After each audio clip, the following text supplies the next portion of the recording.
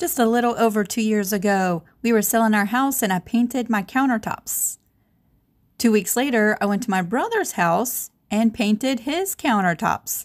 And today I'm going to give you an update on how my brother's countertops are doing. All right, if you're watching this video, then you've come over from my countertop video that I did 2 years ago. And 2 weeks after I did my countertops, I did my brother's. There is a video, and I'll link it down in the description box, of when I painted these countertops. This is my brother's house. He is moving today and tomorrow, and the stuff on the countertop is what's left to move. But I get asked all the time, it's been 2 years, how are your countertops holding up? Well, we sold our house about a month after we did our countertops, but I did my brother's the exact same way, just different colors. And he has a family with 4 small kids, all under the age of 13, and daily heavy use of the countertops.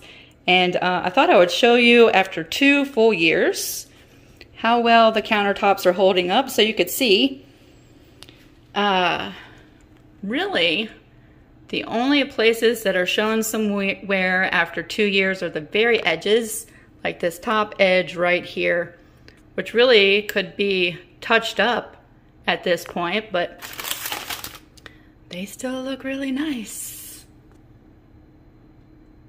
They still look just like I painted them 2 years ago. And I'll show the entire edge just so you can see what 4 kids, 13 and under, would do to the very edge of the countertop. But everything on the inside, all the flat area, is just like perfect. So you can see just the chipping on the edge. And I would just touch that up and cover the touch up with the clear coat. Same clear coat as we used to clear the countertop when we were done. This is the sink area. Pardon the lunch. I just want to show you. And again, I will link this full video from when I painted this countertop. And I'll also put a link to the countertops that were at our house that we did, if you haven't seen that video. But usually it's that video that I get the questions on, how is it holding up? We just use different colors for the countertop at my other old house. I just want to show close up. Around the sink area is probably the most heavily used area. And so just so you could see. And that's kind of expected. I mean, you're washing pots and pans at the sink. So that's the use right there at the sink. And then the rest of the countertop. And there's hardly no chips over here. I don't know if that's a chip or if that's a paper bag that stuck when they were moving stuff around. I think that's something that's going to clean off.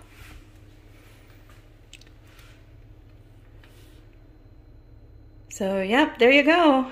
2 years, full use, family of 6.